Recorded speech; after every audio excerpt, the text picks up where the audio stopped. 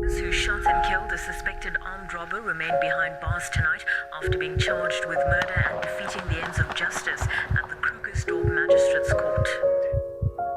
A few months ago, this footage captured by CCTV cameras in Krugersdorp caused a stir around the nation. But for many residing in the city, violent crime doesn't surprise them. Over the past 5 years, the city has seen a dramatic increase in crime, which has left many residents feeling like prisoners in their own city. The residents blame the increase in violent crime on the influx of drugs within the city center, which they believe is also fueling numerous heinous crimes on the West Rand, such as human trafficking and child prostitution. But how did it get to this?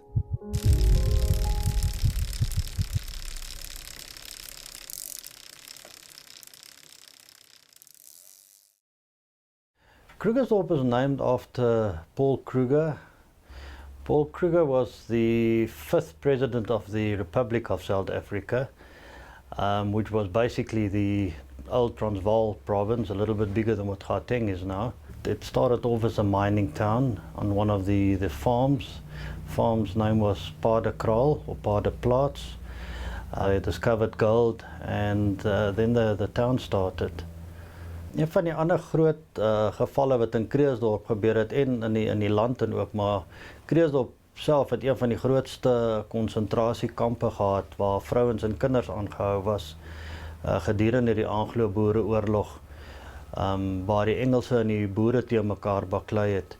En dit was nie net blankes wat in die konsentrasiekamp was nie, maar daar was ook heelwat swart mense en kleurlingmense in die konsentrasiekamp wat ook swaar gekry het.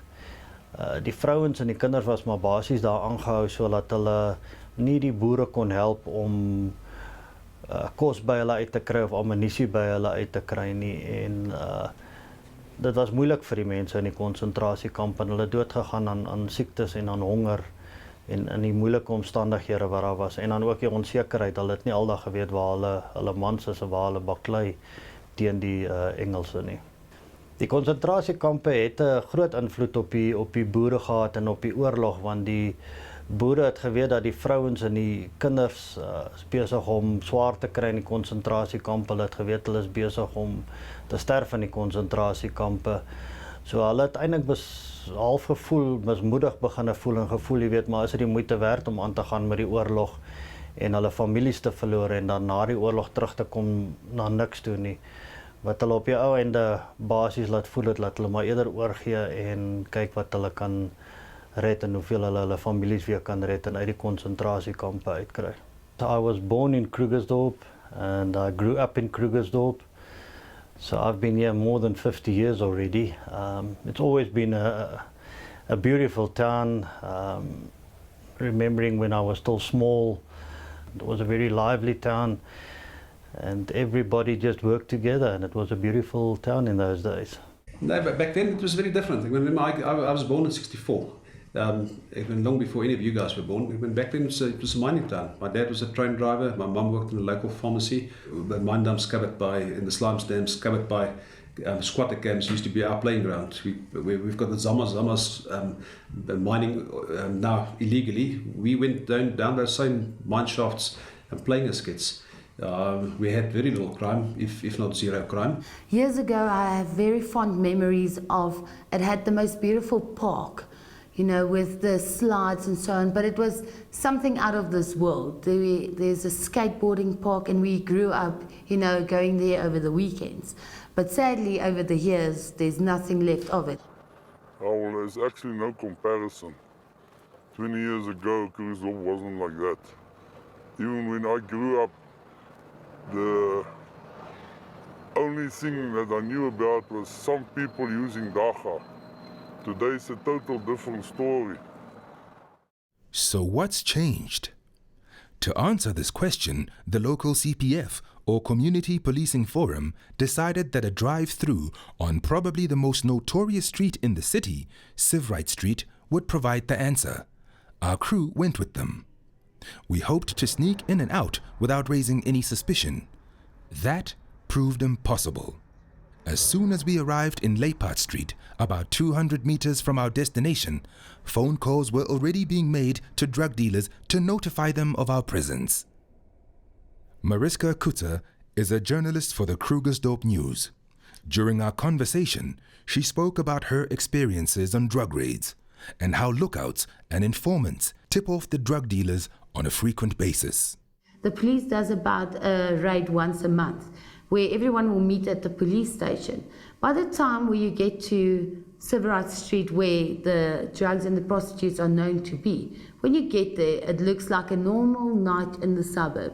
And what we've actually learned is that there are in fact people in the police that tip off the drug dealers.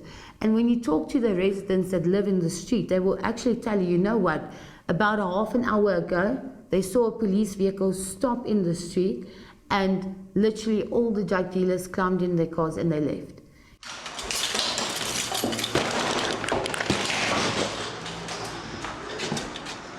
Wat is onder die matrasse? Sien, hier is uitgespring in die vensters. Hulle het die uitgespring. Ja.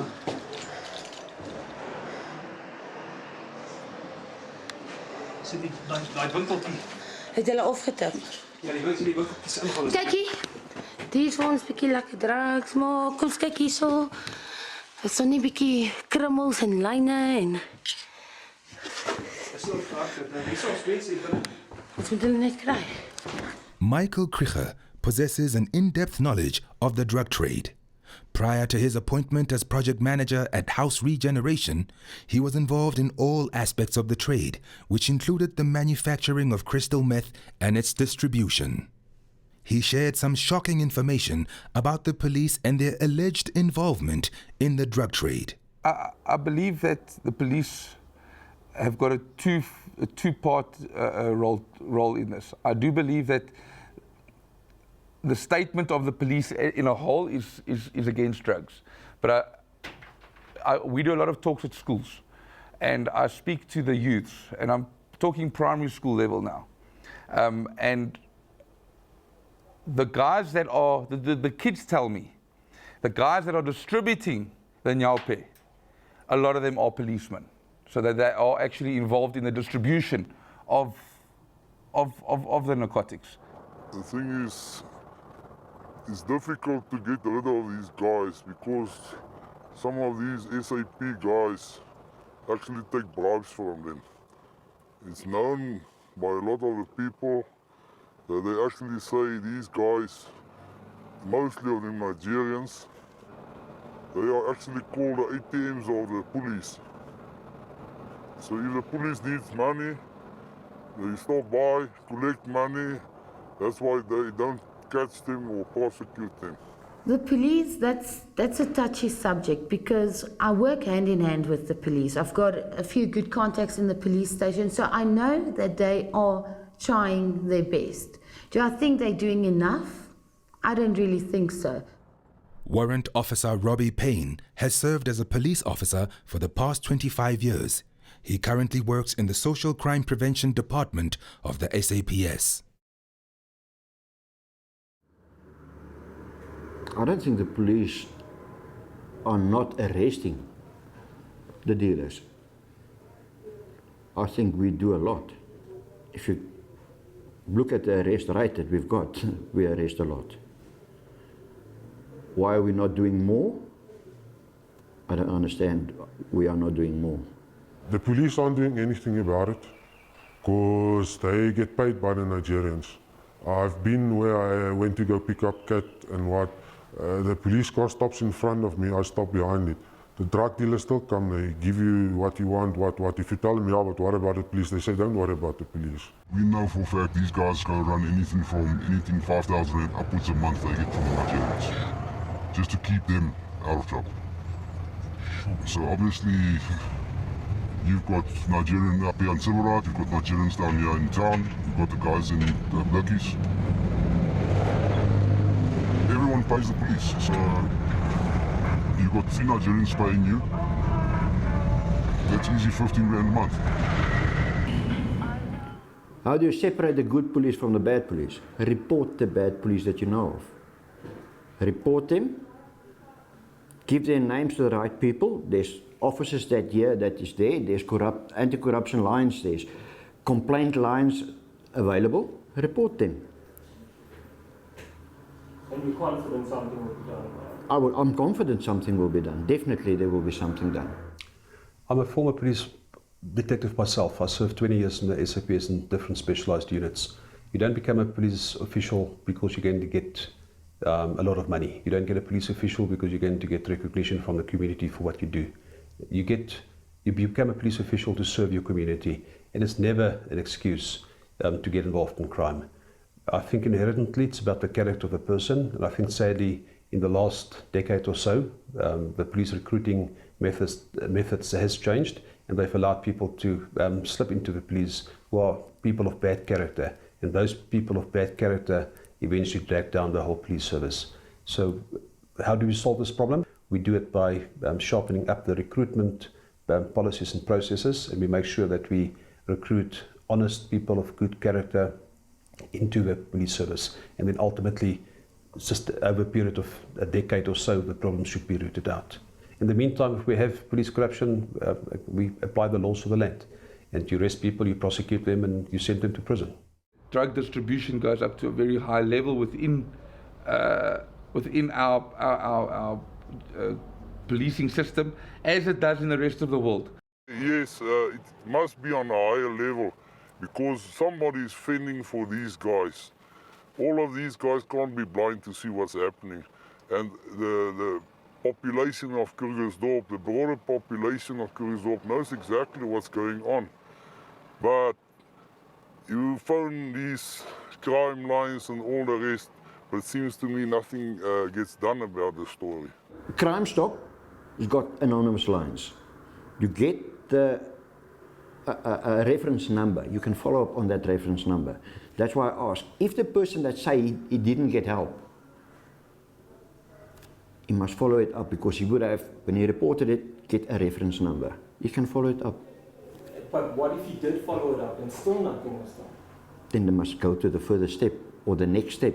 Report that in a higher office. We then asked Officer Payne what residents should do if Crime Line proves ineffective and what he would recommend.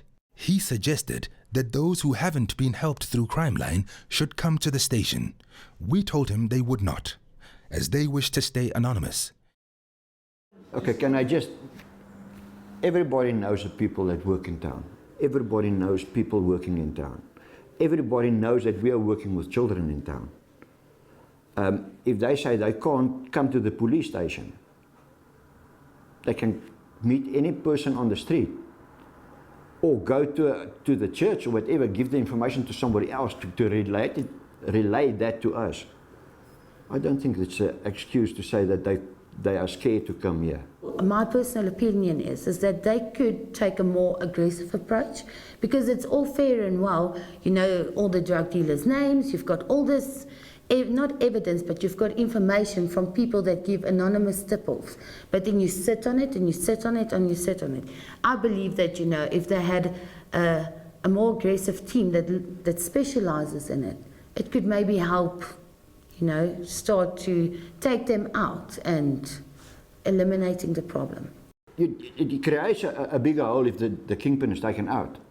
And how can you take the kingpin out if you don't have proper investigation? So you must work on that.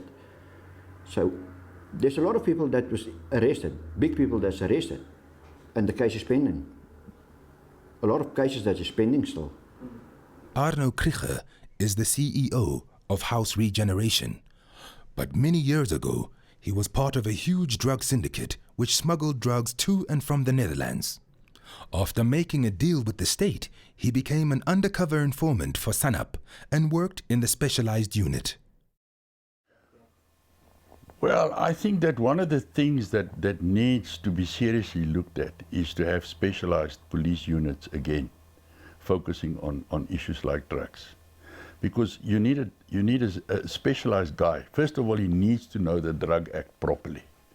Even today, when we are dealing with magistrates in the courts, there's a lot of those people that don't know the Drug Act. They don't know what the Drug Act actually says. They don't know what their powers are when they're dealing with a drug addict in the courts. So in those days, we had specialized courts for drug cases where only the drug cases were handled. Nowadays, what happens is a guy gets bust, they find something on him. It's first of all have to go to a forensic laboratory. There's a backlog at the forensic laboratory for 12 months up to a year, 6 months up to a year before they get a result. So what happens? The court case gets postponed. They can't keep that guy in prison indefinitely. So what happens? He's out. Now, another big problem that is taking place is that at the courts, there are guys going around where for a set price, 1,500 rand, the docket disappears. The thing never appears on the roll, you follow? So there's a lot of corruption going on there because there's a lot of money involved.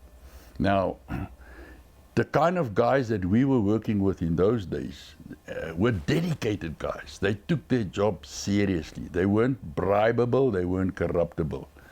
To find guys like that nowadays is difficult. A lot of our dockets have been gone to court. We've arrested a lot of drug dealers before, or drug users, and a lot of our dockets have gone to court. Even for a gram of dagga, we've been in court before. So if you don't tell me you can't be arrested for a gram of dagga, we've been in court for a gram. And his attorney pleaded guilty. I think one of the challenges we face is that post-94, with the restructuring of many of the government departments, a lot of good things were closed down as well, inadvertently causing huge problems. I think if we focus on drug-related crimes specifically, we need to recognize that the senior police management, national police management, closed down the specialized police unit that investigated crimes, drug-related crimes. That led to an absolute grey area with a huge exit of expertise. And 20 years into democracy, we're now faced with extremely, if not the most serious threat against our people nationally. The people who are mostly dealing drugs are your Nigerian nationals. They do not have the correct paperwork to be here, so it doesn't help the police lock them up, because when they get released, where do they go? They go straight to the streets. Somewhere there should be a department that should be involved in deporting them back, prosecuting them, fining them. It's just amazing how these illegal Nigerians get into South Africa and where do they get the papers from to stay here.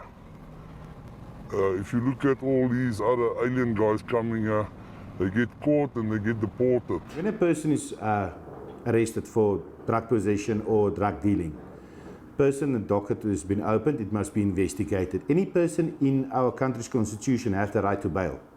So when you've been arrested, you can apply for bail. If bail is granted to you, then or in court or at police station, you can be granted bail. So then you are allowed to go back. They must be found guilty in a court of law to be deported back, because otherwise, if he's legally in the country, why are you reporting him then? Then it will come back to police brutality. Police are just sitting on foreign nationals. The thing is, if you've arrested on a case, you are allowed to have bail. When you go to court, the court will justify the amount of bail. Then the case will be put on a court roll. And if found guilty, then you will go to prison or you will be deported back to your country. Otherwise, there's nothing else we can do. The people's got the rights. In recent discussions we had with the Nigerian police force, the Nigerian police force made it clear that none of the asylum seekers that we admit in our country are actual asylum seekers. These are people running away from Nigeria or leaving Nigeria simply to come and pursue commercial crime interests in our country. It's extremely easy to get asylum seeker papers. Whether you get it legally or illegally, you will get it. The problem is that you can get it so easily legally, and with it, asylum seeker paper, you have carte blanche to live in our country, to do in our country what you want. And because of the lax enforcement of our laws, which is part of the problem, they remain living in our country, conducting themselves, living their lives, getting married, having children, whilst they actually running criminal syndicates. Later that evening, we finally made our way back to Sivright Street, and it didn't disappoint. Apart from the prostitutes and street dealers, we couldn't help but notice the condition of some of the homes and flats. As we drove down the street, it became very obvious that we were in a very dangerous place. Notice how this guy wearing a baseball cap approaches this vehicle. It appeared as if they were in the middle of a drug deal. When he spots our cameras, he then acts as if he's giving directions to the driver. We suspect it was this man who ordered a vehicle to follow us. Luckily for the crew, the CPF realized early on that we had a tail. Can't stop here right now. That's fine, carry on. Sure. Let's see how fast they get on you. Now what do they do? Just watch you? Watch or- where you go. Now where they you will, live. now they will follow you wherever you go. They will try and find out as much as they can of you, and then they'll start intimidating you. When the guys from Civil Rights, they try and buy properties into the area. And then basically then what they'll do is they'll either use it as a cooking house or something like that, or they will bring the prostitutes over and keep it as a holding area for them. And they'll operate from there. Do any type of business, from moving drugs, prostitution itself, whatever they can think of, they will do it from there. And then once they are in, they will rip apart the whole house.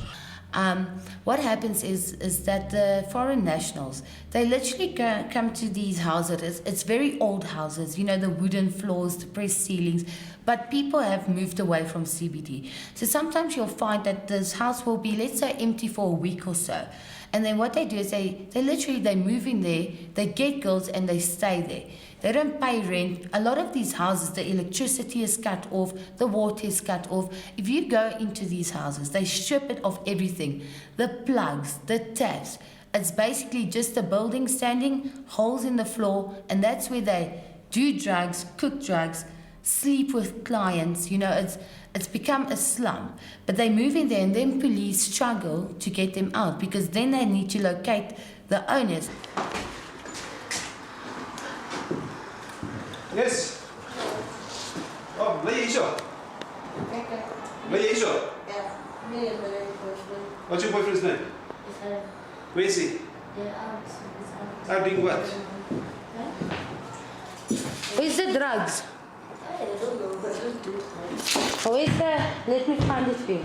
Ek voel net bietjie hoe daai kontak gaan. Die drugs vat in die sif. Ja.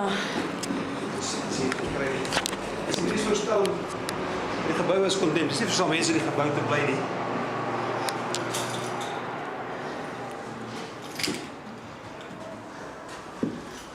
Wat's daai?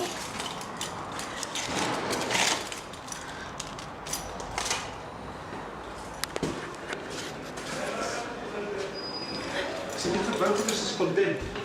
Dis nie vir so mense te bly nie. Yo! Kyk 'n nice badkamer, is julle? Beautiful. The CPF wanted to show us what a problem building hijacking is. Knowing that we couldn't go back to Sivright Street, they took us to Coronation Park, where two homeless addicts have hijacked a municipal building and have been living there in squalor for weeks.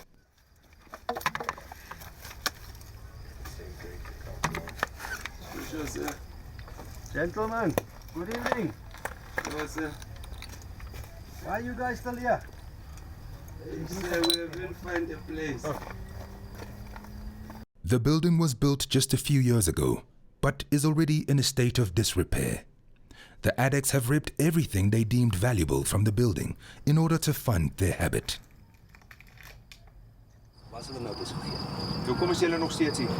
Ons soek plek meer, ons het nie die plek gekry nie. Nee, maar dit is nie waar nie, want daar's 'n shelter ook daar. Ja, we shelter, hulle soek R20 per night en ons verdoen ons het vat om. Sometimes we organize the quotas, you see the cabs, just for food and stuff. Now the problem is I work for council, so I'll have to report you guys again. Okay, and you know what's going to happen now? They're going to give you a final notice and then they're going to check you every day. Okay, sir. I'll talk to the guys. We'll give you a chance till Tuesday night, no? Okay. We know it's weekend, it's a bit difficult. We can't give you a chance till tomorrow night, but Tuesday, if you're here, there's going to be trouble. Okay. You've had ample warning now, no? Okay, sir. I'll talk to them, sir. And I think you must clean this place up before you leave here. It looks like a rubbish dump here. Okay, sir. This is municipal property, no? Yes, sir. Okay. Good night, sir. The mention of a shelter piqued our interest. Why would people live in such deplorable conditions when they could have warm showers and food at their disposal? We made our way to the Tower of Life in Krugersdorp to find out what they do. What we do at Tower of Life is a shelter for destitute and homeless people. So basically it's the only place in the West Rand where you can come off the street and straight into here without having an admission form and using other various methods, you see. We run a nighttime program which starts at 4 o'clock and ends at 7 o'clock the next morning. What the people do, they come in, they pay 20 Rand. That 20 Rand entitles a meal, a warm bed and a shower. And then in the morning they leave at 7:30 with a breakfast and then just basic things that we can offer them. Most of the people who stay here were drug addicts that are recovering at the moment and trying to get themselves clean. So we have a program for here also, which is the TOS team. That's what we help them with in keeping them here, teaching them basic life skills, working around people, communication skills and stuff like that. So that when we send them out into the community, they are more rehabilitized and changed, and then that's what makes it better for them. A lot of people aren't helping the youth with like basic life skills, like actually coming off the street and going back into the community a changed person, doing things the right way. So us here at Tower of Life, as youngsters, we are able to do that much better because we understand. I mean, we also growing up, you see, and then there have been challenges for us also, but we also have overcome them. So we're just teaching the other youth how to overcome the same challenges. Because our trip into Sivright Street brought such negative attention, we decided a break would be best for the safety of our film crew. So after laying low for a couple of weeks, we finally returned. This time, our friend decided to take us on a tour of the other drug stronghold in Krugersdorp, Blikkies. We're going to Apple Park. It used to be called Blikkies as well. There was actually an article in the newspaper the other day about the name. It was like a tin shack.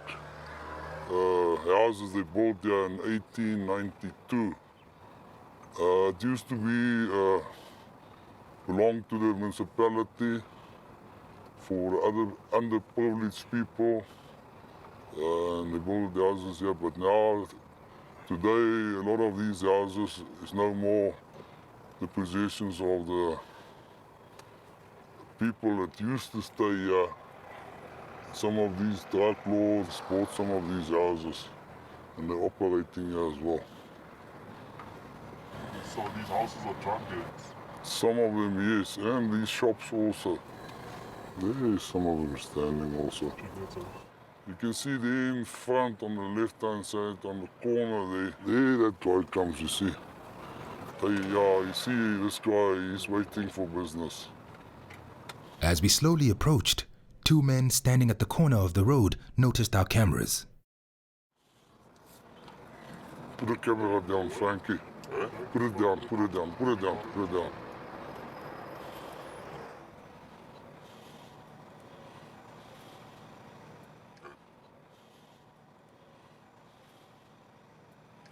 Oh, it takes my number. Oh,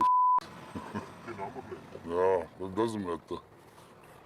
They say the drug dealers take your vehicle registration and allegedly hand it to the police, who then also allegedly hand them your address.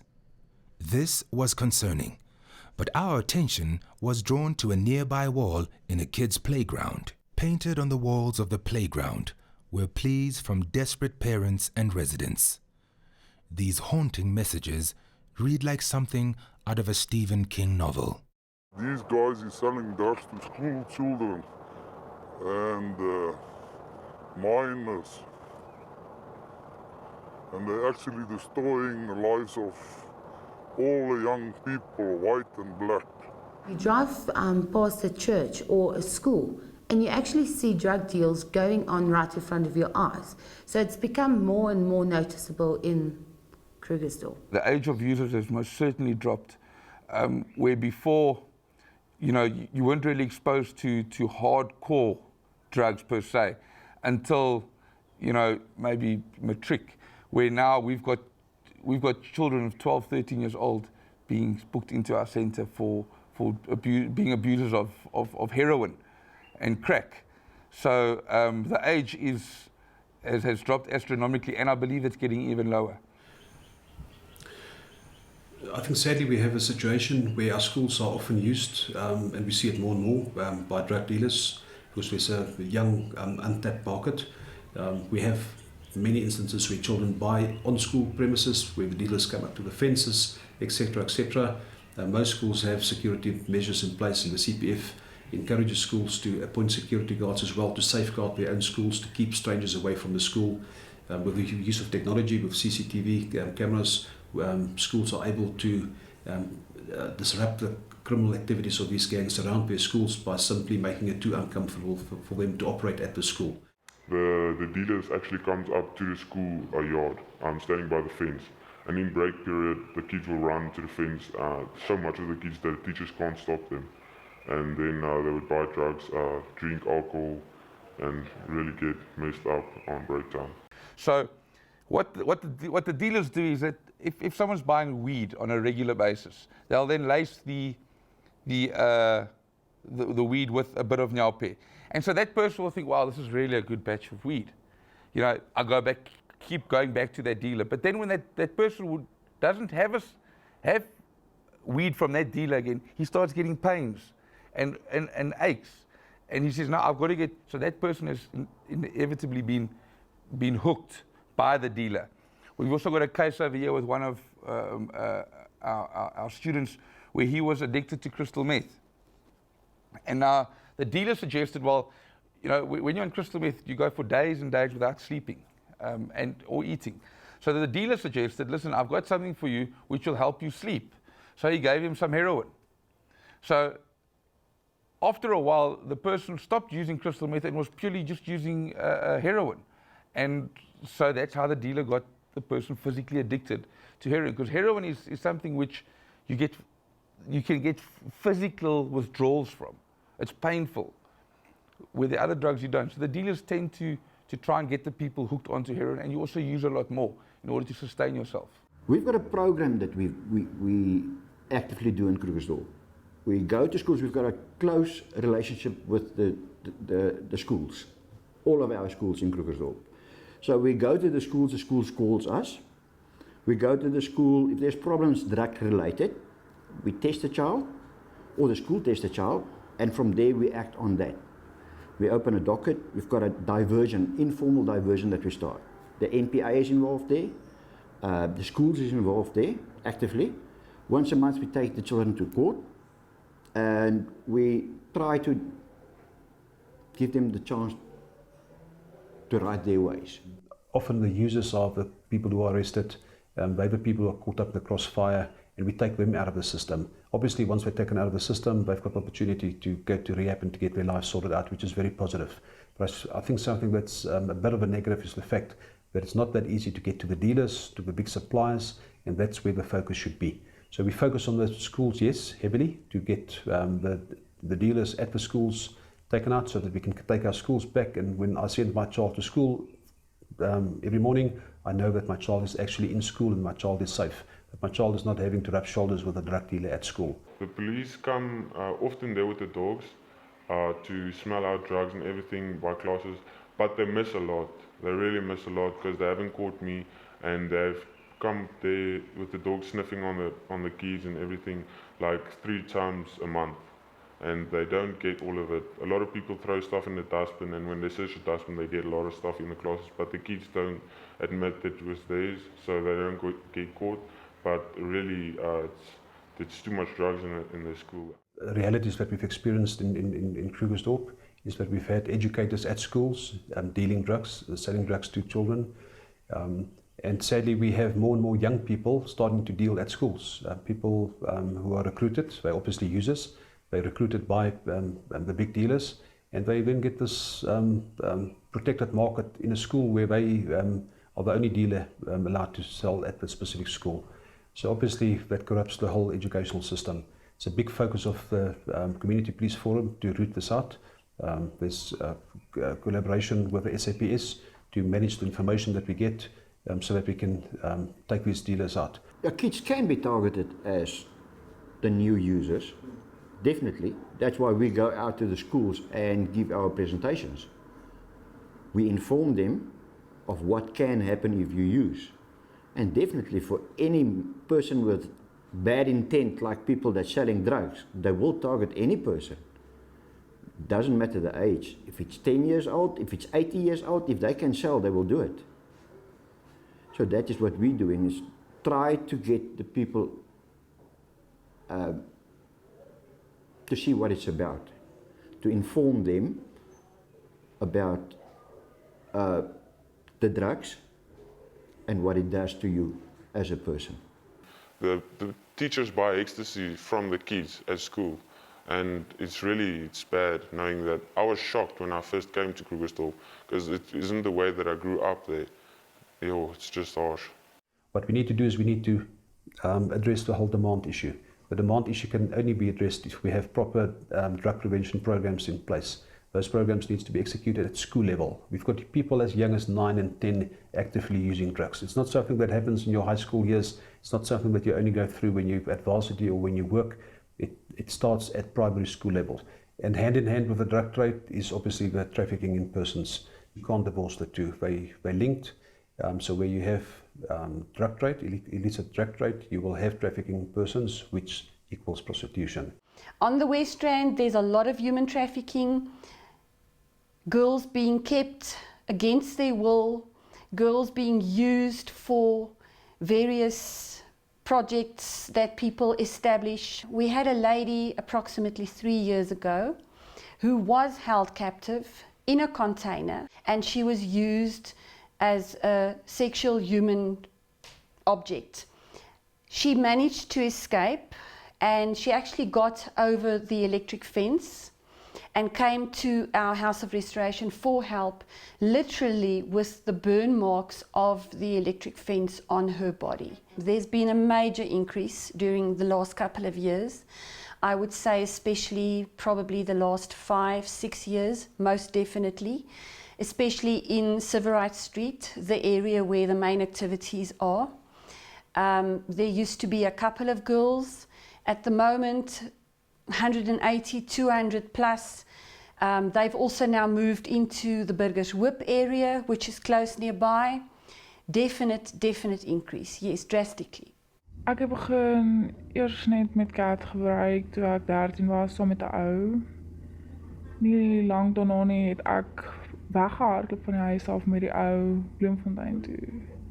Ek was omtrent daar vir 3 dae gewees. Toe ek nou daar so rukkie was, toe begin die polisie my daar soek omdat ek weggehardloop het. En net na daai 3 dae het ons op 'n bus geklim Durban toe. En toe ek in Durban was, toe het ek en hy begin heroin rook. En nie lank daarna het ons begin heroin spuit en crack begin rook.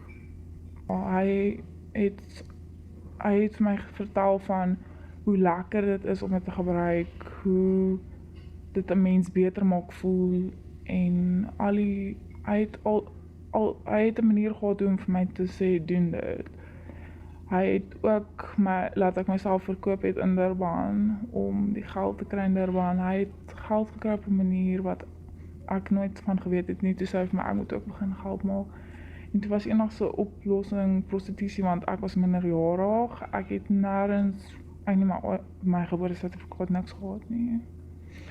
Toe het hy vir my gesê ek kan dit gaan doen want dit sal die maklikste en die meeste geld inbring. It was a friend of mine in industrial school, and she was taking heroin, and she took me with her on a binge, and I didn't know what it was going to do to me or the after effects. So eventually I got addicted to it, and then I was with a boyfriend at the time, so we were both addicted to it. And I fell pregnant, and I gave birth, and I was clean for almost over 2 years, and my little boy was 10 years old, and he passed away.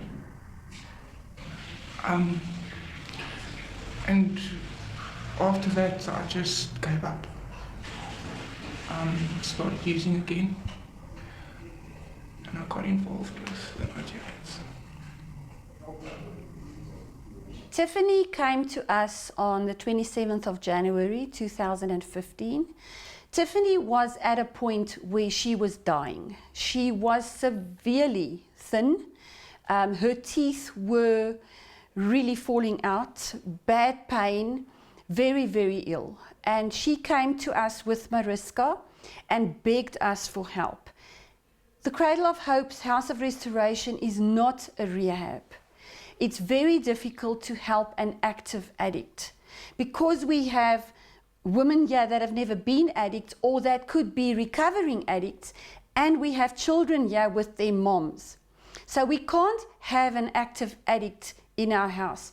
But due to the severity of Tiffany's state that she was in, we saw that she was dying and we decided to help her. She was also desperate for help. You can't help someone who doesn't want to be helped. Everybody wants to be helped, but they don't want to do the effort.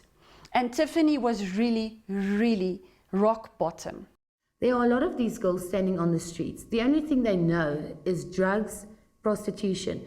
But when they get locked up, where do they go afterwards? They also run back to the streets. But you actually need a department that will come in and say, you know what, are you ready to get clean? Is there anyone here that wants help? And this is also where our government is failing us, because these girls, they use hard, dirty drugs. So it's not, you can't send them for a 30-day detox. You know, and we don't have, I know for a fact, Krugersdorp doesn't have facilities to help addicted girls, and also a lot of them gets abused. So the safe havens in our community are already over full. One of the major systemic challenges we have in the country is that although we have a drug master plan that is a beautiful document that tells us how to manage drug abuse in our country, in practice it does not work. In practice there's not enough money to fund the program, all the different aspects of the program. We have limited rehab facilities. We have extremely few rehab facilities where you can get services for free, where you don't have to pay. Those have waiting lists of months. If I'm ready to go into rehab today and I commit myself, I have to get my name on a waiting list. 6 months down the line, when eventually I'm considered to go into rehab, I've changed my mind or I'm dead. That's the long and short. It's actually it's a vicious circle. You stand on the street, sell your body, and to numb that feeling, because it's not a good feeling, it's not a nice feeling, you take drugs. And to get more drugs, you need to sell your body. The way it works is a lot of the girls, if they are on substances, they work for someone. A lot of the people that they work for can be quite wicked and quite, how can I say, they don't really have feeling. Hy het meer en meer geld gesoek. En as ek nie my geld vir hom gegee het nie, het hy my geslaan en gesê ek moet terug aan straat toe. En wanneer ek eers nie wil gaan nie, het hy gesê, wel dan gaan ek jou terugstuur na jou maale toe, en jou maale gaan jy nie wil hê nie, hulle gaan jou een kant toe stuur en dan gaan jy op jou einde op jou eie wees. Hy het my teen terugkom gepraat, sodat hy seker is dat hy nooit uitgevang sal word nie. En ek weet ook dat hy het met vorige meisies ook gedoen het, presies dieselfde, hulle gaan verkoop het net om geld te kry, en dan sou hulle net gelos het, so hy sou dit met my ook een of ander stadium gedoen het. But then you get a lot of people that are, they're good to you, you know. I mean, for instance, some of us girls, we don't eat, you know, we'll go on a drug binge and we don't eat at all. But then you get guys that they're there for you and they make sure you eat. They make sure that you sleep the right amount of time you need to sleep. You know, it's a good thing sometimes to have someone there. I've been lucky, I can say that. I drive to work in the mornings before 7. And as I go down this road, every morning, Monday to Saturday, I can find at least 2 prostitutes still standing on the corner. And then we're talking, this is 10 to 7 in the morning. Got all the school kids coming, walking down here to come to the school over down the road here. And they have to look at that. Most of the time these girls are still either drunk or still high or something. Women who are drawn into prostitution because they have a drug habit fall pregnant. The sad reality is that they have to get rid of their children, but many of them are forced into termination of the pregnancies because they commercial entities, once they at that level of prostitution, they work for a boss, they've got a specific output, they need to service a specific number of clients, they can't afford to be pregnant, so they're forced often to have abortions. In working with many of these ladies, some of them would opt to carry to full term and not abort, which disrupts the service delivery to the pimp, obviously, because at some juncture she has to stop work, and that causes a lot of conflict. In those instances, we get then situations where often they are seriously physically abused, where they're thrown out and they have to make place for somebody else, and they can't continue working. Often at this juncture, when the child is born, they either keep the child, in very few of the cases, or the child would be given up for adoption, which happens in very few cases. But sadly, what happens a lot is that the child is then simply abandoned at one point. So whether it's a newborn baby, recently we had a baby left behind a McDonald's in one of the drug and prostitution hotspots. The assumption was that it was a baby of a prostitute. Baby was simply left there. We have at the moment approximately 20 babies, and many of them were abandoned by their mothers, and many of the mothers are actively involved in the drug trade. I've been raped a lot. It's happened a lot. You know, it affects you, but not as it should. Yeah. About 3 months ago, I ran away. I went to Boksburg, and the second night that I was there, a guy tried to rape me in the back in the back of a warehouse, and I struggled with him to get away, and eventually I got away from him, but he kept pursuing me, and he was driving up towards me, and thank God I got closer to the main road before, because if I'd been like a block more down, he would have put me back in the car and he would have killed me, I'm sure. If you look at the newspapers and the Krugersdorp newspaper, how many times it's written there about people and their parents writing letters for the kids to please come home and stop with this, and calling upon the police to get rid of these guys. But it seems to be like you're fighting a losing battle at this stage with the SAP. I don't think that the police are doing what they're supposed to. There are guys that are good, but they are, like in anything in the world, there's a couple of rotten apples. A while back, I put an advert on the internet for me to work, and my very first client that phoned me was an Indian man, and he came in and he asked me what my fee was, and I replied to him, and he asked me if intercourse is included, and I said yes. And immediately he ripped out handcuffs, and he cuffed me, and he called in the guy that I'm staying with and demanded a bribe from him. When the guy that I stay with refused and wanted to investigate what was going on and phoned a police friend of his, the guys took off. If it comes to diamonds, uncut diamonds, if it comes to raw gold, you have got very highly specialized police that take care of those things. And those guys get nailed because it's a small group that functions inside that circle. But now with drugs, it's not just the fact that there's a lot of money in circulation, because when you're talking about the drug industry, you're not just talking about drugs. You're talking about car theft. You're talking about housebreaking. You're talking about prostitution. You're talking about illegal firearms. Every single street crime relates in some way back to the drug industry. Follow? So we should be a lot more serious about our drug law enforcement than we are concerned about diamonds and gold. We know, for argument's sake, that there are cops involved that are protecting the Nigerians in Krugersdorp. That information has come to our knowledge very, very clearly. But now, how do you take that on? It's difficult. So, at the end of the day, the answer is what we are busy doing right now, and that's creating public awareness of what is really going down in our streets, and the lack of involvement from our government to do something constructive about it. The laws are there, the courts are there, the facilities are there to put these guys away. What we need to do is get rid of all the corruption that's going on by making sure that people, when they are in charge of a particular department, are not corruptible. They can't be bought.